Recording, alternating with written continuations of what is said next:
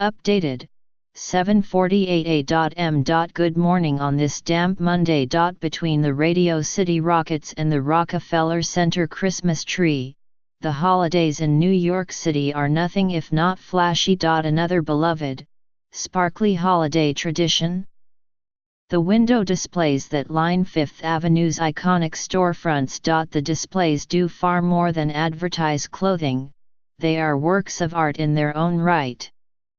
And though they emerge for only a few months every year, the artists behind them work on them year-round. We spoke to Mark Gagnon, the artist behind one of the windows at Bergdorf Goodman. The store's holiday theme this year was "To New York with Love." Mr. Gagnon designed the window paying tribute to the New York Historical Society. Mr.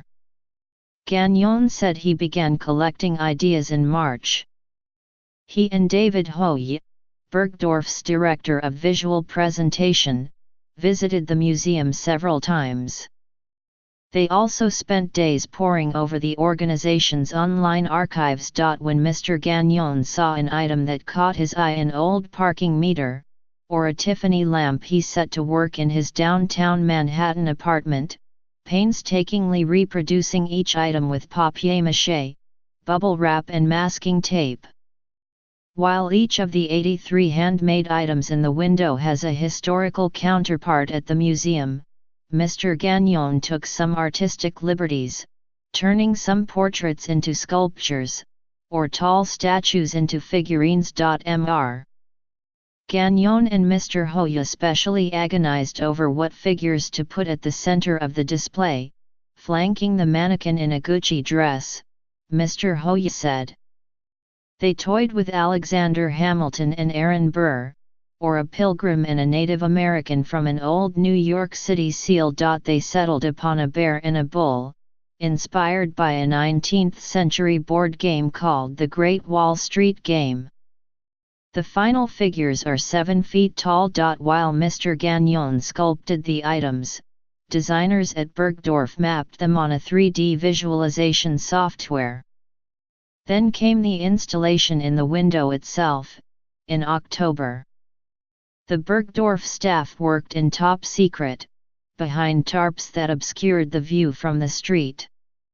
The windows were unveiled on November 14. The greatest challenge, Mr. Hoye said, was combining scholarly appreciation for the museum's holdings with the desire to transform them into a spectacular holiday display. Mr. Gagnon, who was born in Ohio but has lived in New York for almost 30 years, said the window is his own love letter to the city. I made a conscious effort to push different kinds of people in the window, he said. Even though I did put George Washington and Abraham Lincoln in there, I wanted to celebrate all different kinds of walks of life in New York, because that's really what New York is to me. Here's what else is happening. Here's hoping you kept your windows closed overnight, as a cold rain gave the city an early morning soak.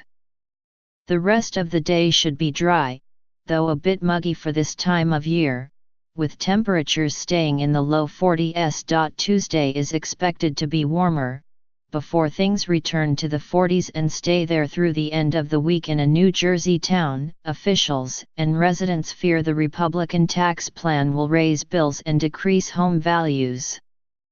New York Times. The final days of Melissa Mark Viverito's tenure as City Council Speaker have been marked by a surge of legislative activity, the likes of which few in the council could remember. New York Times. Lincoln Plaza Cinema, a fixture on the city's independent and foreign film circuit for decades, is set to close in January. New York Times. After 40 years in New York City, the photographer Jessica Burstein is donating much of her life's work and heading to Maine. Why? New York just isn't funny anymore, she said. New York Times. The sneaker chain Foot Action built a wall over a beloved mural in Harlem, to the disappointment of community members. New York Times banks are letting homes they foreclosed on rack up hundreds of city violations and fall into disrepair, negatively impacting surrounding residences. New York Post: New York City residents may soon be able to register to vote online under a city council bill signed Saturday by Mayor Bill de Blasio. New York Post: New York State is granting $1 million for trails and attractions related to the Erie Canal. CNY Central: how a Bronx woman who left her job in 2012 to care for her mother and grandmother is preparing to return to the workforce. New York Times Today's Metropolitan Diary: so long, Zabbers. For a global look at what's happening, see your morning briefing. See a lighting for one of the world's largest menorahs, 32 feet tall and about 4,000 pounds, at Grand Army Plaza in Manhattan, just south of Central Park, 5:30 p.m. Free. Or visit the largest menorah in Brooklyn for music, latkes, and gifts, at the other, Grand Army Plaza by Prospect Park, 6 p.m. Free. The 9th Annual Latke Festival, a tasting that celebrates the best and most creative potato pancakes in the city, returns to the Brooklyn Museum. 6 p.m. Tickets start at $70. The New York Times columnist Ginia Belafanti leads a conversation about placemaking, the nexus of public space and public safety, in Brownsville, at the Brooklyn Historical Society. 6:30 p.m. $5 a performance of Engelbert Humperdinck's Hansel and Gretel at the Metropolitan Opera at Lincoln Center. 7:30 p.m. Tickets start at $25. Knicks at Hornets, 7 p.m. Message. Devils host Ducks, 7 p.m. Message Plus. Alternate side parking remains in effect until December 25. For more events, see the New York Times's Arts and Entertainment Guide. You could spend all day taking in Mr. Gagnon's window at Bergdorf, but that would mean missing all the other spectacular displays. We spoke to the visionaries behind some of New York's other iconic holiday windows, and they pointed out a few details of their creations that you might not have otherwise noticed. Saks Fifth Avenue, the windows are a tribute to Disney's Snow White and the Seven Dwarfs, which premiered 80 years ago. Mark Briggs, Saks's chief creative officer, said to notice how Snow White's dress takes on more and more holiday glamour, sequins, glitter, and embroidery as you walk south from 50th Street. And die-hard Disney fans should try to spot the hidden Mickey Mouse heads in every window. Mr. Briggs offered a hint for the window showing the seven dwarfs crossing a log. Look at the mushrooms. Lord and Taylor. Here are a few numbers to give you a sense of the extravagance of Lord and Taylor's The Best and the Brightest display.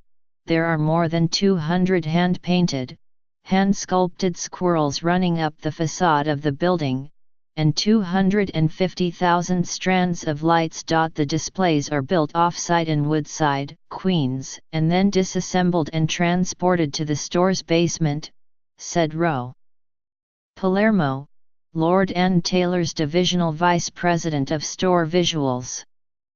They're reassembled underground and then raised into the windows on hydraulic lifts. Henri Bendel. At first, it might seem hard to miss anything in these windows. The theme of Fearless Creators meant emphasizing scale. Think 30,000 paper butterflies in the store atrium. But look closer and you'll see details on the opposite end of the scale. Philippe Nuveen, an artist who specializes in miniatures, also designed tiny Christmas trees and shopping bags, each just an inch or two tall, said Pina Ferlisi, Bendel's creative director. New York Today is a morning roundup that is published weekdays at 6 a.m. If you don't get it in your inbox already, you can sign up to receive it by email here.